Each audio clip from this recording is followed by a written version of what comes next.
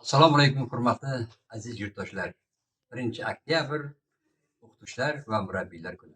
Men shu fursatdan foydalanib respublikamizdagi barcha ustozlarni, qolaversa dinov tadbirkorlik va pedagogika oliygohida kunni tunga ulab mehnat qilayotgan barcha ustozlarimizni samimiy muborakbod etaman. Ushbu she'r mana shu ustozlarga bag'ishlanadi.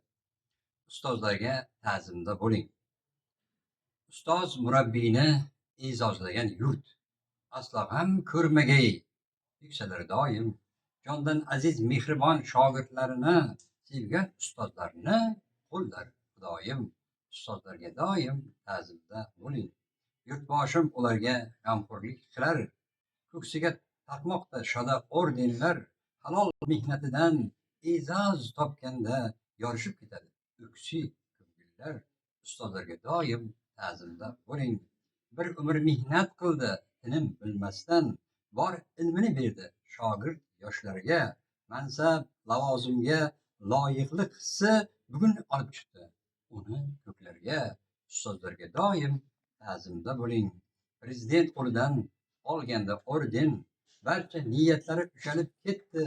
Ko'zidan quyilgan quvonch yoshlari yuksak maqsadlarga murodga yetdi.